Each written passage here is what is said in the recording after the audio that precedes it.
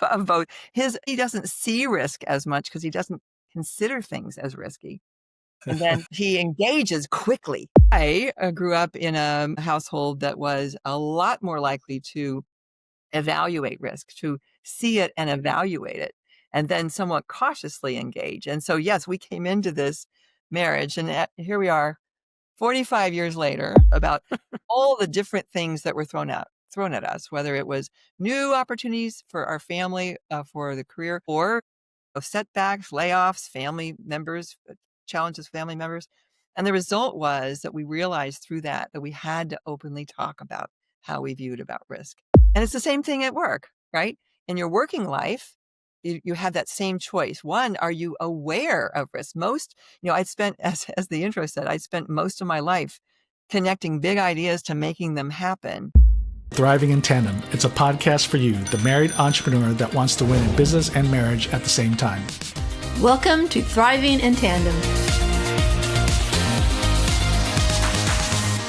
Hey, Thriving in Tandem family, welcome back to this week's episode.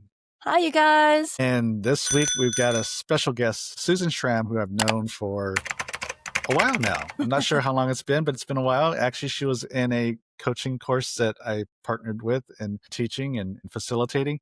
And then we served on the board of the same organization for a while. In fact, it was because of that she got noticed by the CEO of the organization. Ooh. And I remember him saying, "Do you think Susan would be a good fit for the board?" And I said, "Yeah, but let me make sure I let her know what she's getting into." Because it's a nonprofit board. So you know how these things go. Obviously he recognized your talent, of course. But, I remember we had a Zoom call, and you had questions about obviously the board position, all that. And I tried to make sure you understood, came in with eyes wide open, and you still said yes anyway. And it was a pleasure to serve with you on the board. And now you're actually on the chairman now of Nehemiah Project. But Susan Schramm just came out with the book, Fast Track Your Big Idea, Navigate Risk, Move People to Action, and Avoid Your Strategy from Going Off Course. She's on a mission to help people turn big ideas into reality, whether in a boardroom or a coffee shop. She finds joy in equipping and encouraging people to overcome obstacles and move forward. After decades of working with Fortune 500 companies and nonprofits launch new products and programs, new partnerships, and new companies, Susan founded her firm, Go-to-Market Impact, where she aims to help leaders and organizations of all sizes achieve results faster when driving high-stakes strategies. She also developed the de-risk system for impact to encourage leaders to openly discuss risk and plan for the people side of strategy, which is often ignored. She brings energy, experience, and practical insights that inspire a fresh perspective. Susan revels in exploring the world around her and Susan revels in exploring the world around her and has proudly conquered one of her bucket list goals, visiting all 50 states in the U.S. She is fueled by her faith, her family, and a bottomless cup of coffee. Susan, welcome to the podcast today. Well, thank you very much. It's good to be home. Good to be with you guys. Yeah. And so, I remember when you asked me about, coming on the podcast and about the book, and I said, great. And I'm looking through the book and I was like, oh, this is, obviously you have a lot of corporate experience. And I said, let's bring it down to home because a lot of our listeners, all our listeners are married, have a business, right? And some of them work with their wives, some or spouses, some of them don't. But regardless, what we know about risk is everywhere, right? In all aspects of life. So it's not just confined to business or corporation. So that's why I asked Susan, hey, let's kind of bring it down into a more personal level too. As business, yes, but also let's apply it at home too. So Susan, thanks for accepting the challenge. It's a wonderful dimension of talking about risk. I really look forward to it. Yeah. So whether husband and wives work together or not, there are many decisions, like I said, that have to be made that involve risk, investing into something, buying, selling a home, moving, changing of careers, business. We've been talking about moving, to the East Coast, of course. So in most marriages, spouses are usually opposite at some level in their risk tolerance. So you kind of, right before we hit record, you already said something about you and your husband. So let's start there. Because when you come to, and not just at home, right? But obviously in the business, people have different risk tolerance, which can create some havoc. So let's start with you and your husband about risk tolerance and how do you navigate that? And what does that look like? Well, what a fun conversation because when you think about risk profiles or risks, there's two dimensions is your awareness of risk and your comfort in engaging with risk. There's two dimensions of risk in that sense. And I happen to be married to a guy that I call my adventure husband, Bob. He is a marathoner, Ironman, mountain climber, expert skier, and he's taken bold risks in his career from Wall Street to startup, right? And that is one extreme of both. He doesn't see risk as much because he doesn't consider things as risky. And then he engages quickly, right? So I grew up in a household that was a lot more likely to evaluate risk, to see it and evaluate it, and then somewhat cautiously engage. And so, yes, we came into this marriage, and here we are, 45 years later, raising kids. We've gone through 8 moves. We lived in 4 time zones. Wow. Wow. As I say, we've shared countless late night coffee conversations about all the different things that were thrown at us, whether it was new opportunities for our family, for the career, or setbacks, layoffs, family members, challenges, family members. And the result was that we realized through that we had to openly talk about how we viewed about risk. And that, I think, helped us as a family, as a couple, think through not only what the risk is that we're taking on, let's be thoughtful about what it is, but then a choice we have in terms of the engagement. And it's the same thing at work, right? In your working life, you have that same choice. One, are you aware of risk? I'd spent, as the intro said, I spent most of my life connecting big ideas to making them happen. But what was frustrating was that so many times they'd get stuck. The idea would get stuck. And that happened in my personal life too. I was often that person in our family who would help people take their big idea and pull it off. But you'd start and then it would fizzle out. And what I found often was that most of the times that happened, it was because one, they underestimated the risks or they underestimated the people side of risk. Will people take action the way you thought they would? And that applies both in work and in families. Talk to us too about, so you mentioned that you and your husband have different risk tolerance. He's more of kind of the shoot and then aim later, right? And that can create some interesting conversations when you're making a decision when you have kind of a different approach. So talk to us about how that affects, how do you work through it, right? Because one wants to go faster than the other, I would imagine. So how do you work through situations when your risk approach is different? Well, what's interesting about the human mind is that if people are confused, scared, skeptical, or not aligned, they won't take action, right? And when they hesitate, even great ideas will get stuck. And my husband started to realize that too. That happens at work. In the work environment, when people get stuck, they don't take action to accomplish your big strategy. In the family environment, it's the same thing. And a lot of times if you don't talk openly about it, it creates anxiety. And your body, if your brain doesn't have a plan, it starts to protect you. And what's amazing is I find that if your brain has the ability to see all these possibilities of risk and then have a plan for it, it gives a calm to the conversation and to your ability to think. Well, we figured that out as a couple, to be honest. One of us would get excited about something and the other wouldn't be, and one of us would be holding back. And we started by openly talking about the risks, which are both upside and downside risk. Like, what if it goes so swimmingly that you're not ready for it? Or what if it goes poorly? If we started openly talking about it, it calmed both of us down. Sometimes it would irritate Bob because he would think this wasn't a risk. A scenario wasn't possible. But at work, you find the same thing. Debbie Downers in the corner telling you, we can't do that.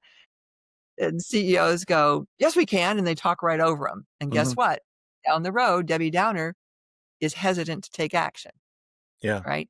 So same thing with our family and not talking about risk, as I say, not talking about risk is risky because the silence creates tension.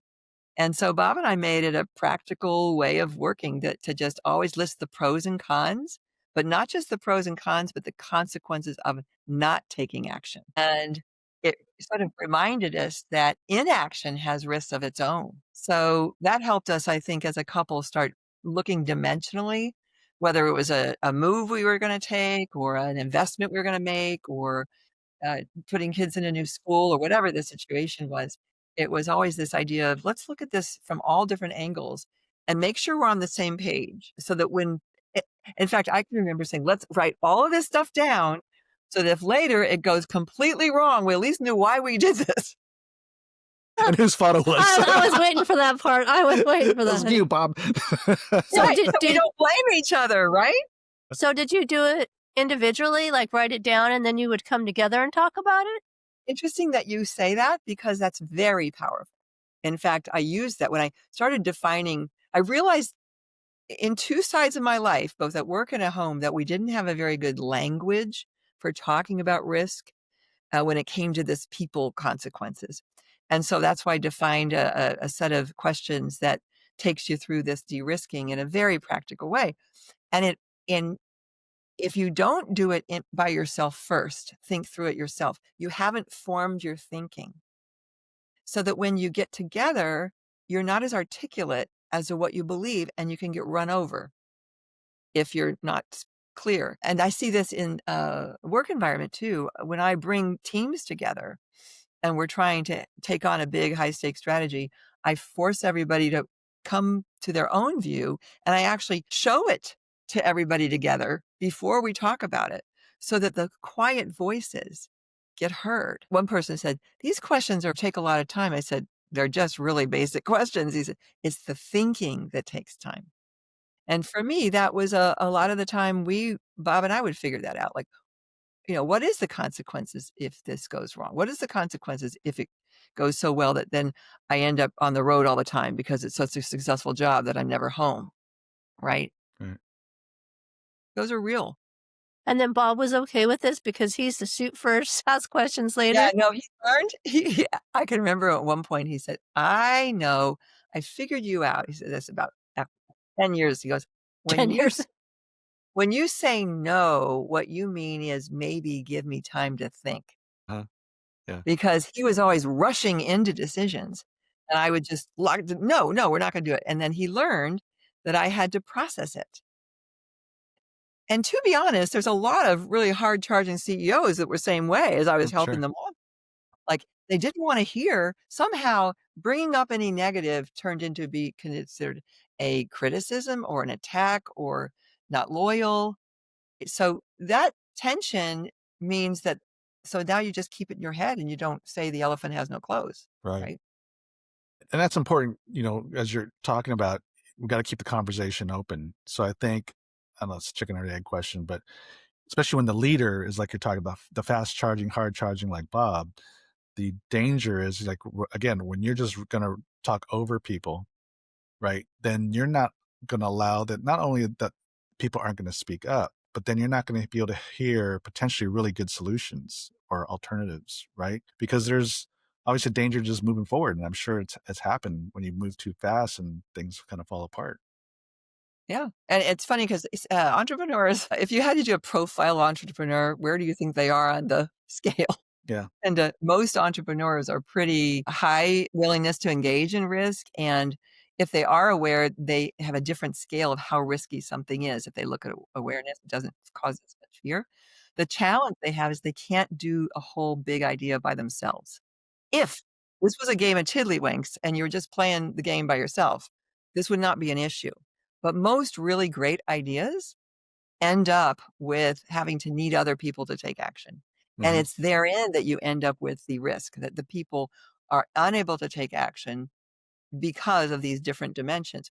The sooner you start to make an environment where people can talk about risk openly without fear of retribution, and you have a rhythm where you start scanning for changes in your environment, and make that part of your culture. When you start implementing that, it's not personal. It no longer is risk as a personal attack on each other. One of the benefits of doing this before you launch new things is that you're not in defensive mode because you haven't broken anything at all. That's why I like pre-mortems, Right. right? Yeah. Where you set up the pre-mortem and you like, watch a disaster movie together and eat popcorn and say, oh my gosh, what if this goes wrong? Because it's not personal. Many times I'm brought in to help with organizations where it's gone off the rails and we got to bring it back. And what I find is if you start with the very basics of strategy, like what problem are we solving? And who are we trying to solve this for? And if it's successful, what's the outcome we think is going to happen? If you don't get that really clear and everybody on the same page, then a lot of the other risks don't matter at all. And it's the same thing with our family when we looked at any of the opportunities we had. Yeah, I can see that with the family life as well, as you're saying, because a lot of times we marry somebody opposite. And it's like you have this high risk tolerant, and then the other one's like, okay, let me think about this and let's weigh all the different things. And then, oh my gosh, you're just holding me back because it's taking you so long. And I wanted to start yesterday, and you're not at that place. And I think the question you posed to earlier is, yeah, it's risky. There's risk in moving forward, but there's always risk in not moving forward. And I think that's a very powerful way to reframe it because I think we don't think about that part. Hmm. Right. And so having a discussion of risk of moving forward versus risk not moving forward, that I think, especially because like sometimes it's different. Sometimes I'm the one that shuts down. Sometimes he's the one that shut down, but we have to how do we keep the conversation open? And when one's shutting down, it's usually mean, this is risky to move forward. I don't like it. Right. But when we ask the question, what about the risk of not doing anything? I think that engages the other ones that's shutting down. I don't know what you found, but I think for me, I'm thinking for myself, I think that would Right? re-engage people. Right. And it invites all perspective. It's neutral. That's what I learned is we needed a neutral set of languages that wasn't like yes or no. Like Yeah. yes or no is not real. Yeah. But the one thing that I will also say that's crucial to risk management is clarifying your assumptions. And so many people jump into doing without being clear on the assumptions they're making. We moved from Illinois to Colorado at one point. And it was so much fun, loved it. But one of the things that we didn't necessarily, that we realized before we left and needed to talk about was what if we get out there, we're going to be far away from our family. And we really hadn't thought through the consequence of being a lot further away from our family on the East Coast. And so the our parents are in their older ages and how do you help them? And so we did flesh out what if we don't move? This is a great opportunity, but what if we stayed? And if you dimensionalize it and we write down our assumptions associated with that, if we stayed here, we'd be closer to our parents, but would we be spending the time with them? Right? I'm assuming that some amount of our time is going to be spent in certain ways. I think just the exercise of looking at all four parts of that grid and the assumptions, if you document all that, people will feel like they get to walk in those different quadrants and shoes. Yeah. I actually have one exercise in the book where I talk about the Walt Disney. Walt Disney had a way of being able to look at a movie in terms of the experience that the audience would have. He looked at in terms of the ability to execute it, the complexity to execute it, and he would look at it in terms of the financials. So he personally would actually move around a room and think about it from those different ways. And what I encourage people to do is that you could be the visionary. Both of you jump into the shoes of the visionary. And let's both of us put the hat on of being the big picture thinker, right? What's the possibilities of this? And then both of you put the hat on of being the skeptic a little bit, right? And if you give that, and then at the end of the day, this issue of the outcomes, this clarity of the outcomes, if you ask both of you into playing roles essentially, then everybody exercises a little stretching. You're not all just playing your traditional role. You're invited into the conversation with a little stretching. Yeah, that's good. So I like that. So he looked at the experience that the audience would have, and then the Right. ability to execute. Is that right? And then the financials. That's good. Yeah, that's probably how I look at things too. But I've never put it in a system. I never called it a system. So like, oh, And, thanks. Yeah. we don't always know how we think. This is what I found that was needed when it came to risk was a lot of people just come to conclusions and they haven't really unpacked the thought processes they went into. It just like it sort of melds together, right? Whereas these kind of structured exercises that I provide all through the whole thing forces, whether it's you by yourself thinking through an idea, or whether it's you and your spouse, or whether it's you and your team, to come through it in terms of encouraging you to think about dimensions of what you're taking on. Two things will happen. One, it'll I had one person say, "I wish I had this book years ago." "Why?" He said, "Because I know what I did wrong now, but you wasted my life." Well, and so the first thing is that you get off to the right start. If you are stuck, which a lot of my clients are people who went, "Ta-da! Burst of energy, let's go do this." That could be anything from, "Let's buy that house," to, "Let's marry this person," to, "Let's take this job." And then they're disappointed. And here's what happens when you're disappointed. You start really going into blaming yourself and not being strategic. It can be a very dark place, blaming each other. So the good news about doing this exercise in the beginning is that you can go back to it and say, what is it we assumed? What's different? What's different in the environment that we are now in? What's different in terms of how we thought we'd spend our time? And that sort of is more of the mind of the scientist. It's objective. It's like you're the consultant to yourself. And there's that objective space that allows you to sort of think strategically. Yeah. So is this all part of, because, this book is all about de-risking. So how do, we've talked about the risk of moving forward, the risk of not moving forward, and all the implications are going to have if one's, shutting down and all that kind of stuff.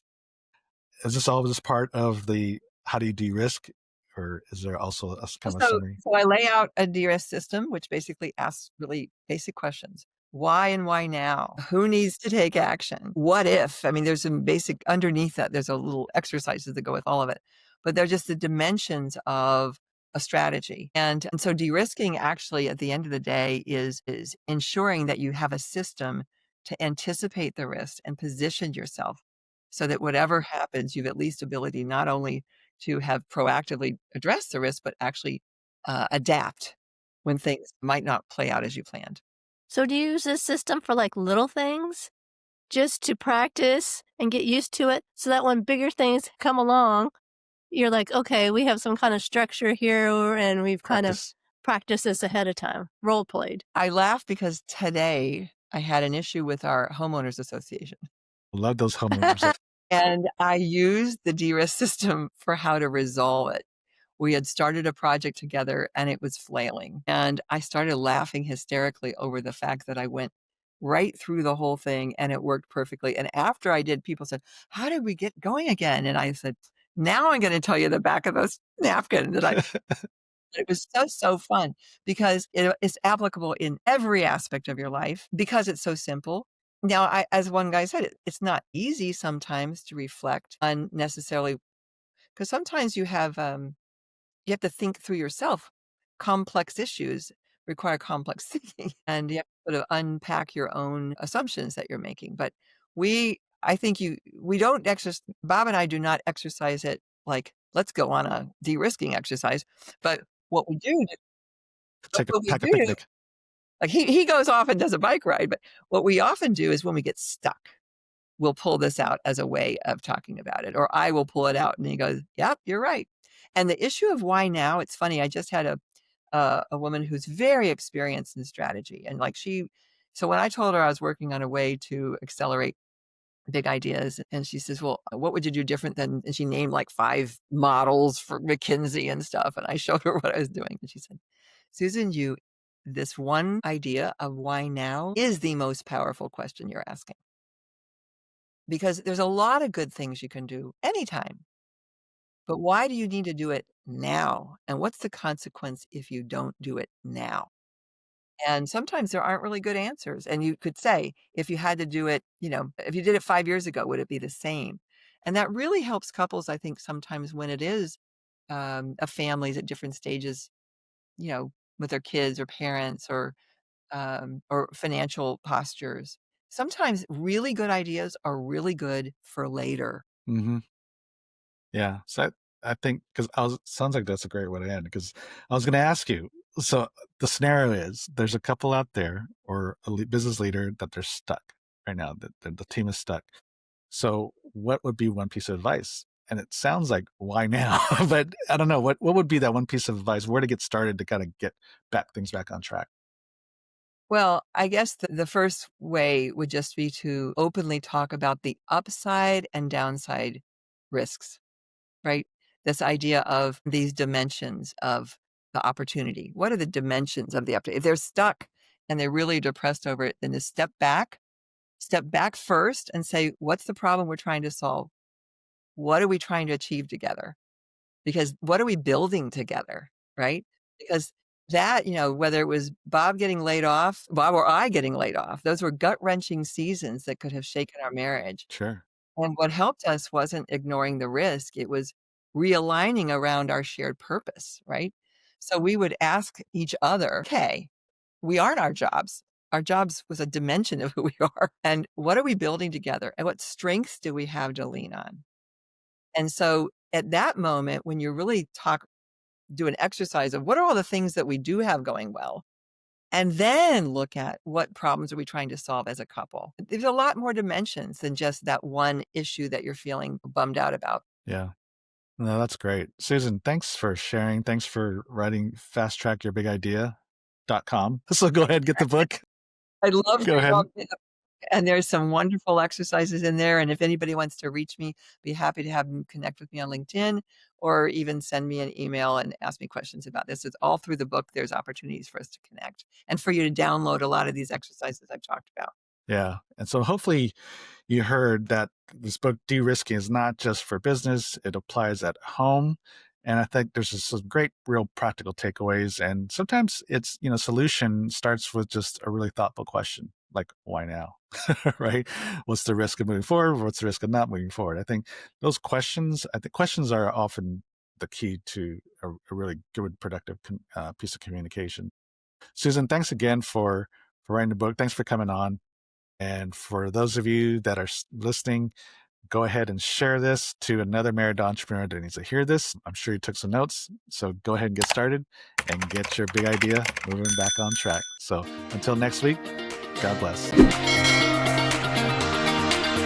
Thank you for listening to the Thriving in Tandem podcast. Please visit our website, marriedentrepreneur.co, for a variety of free resources to help your marriage and business succeed.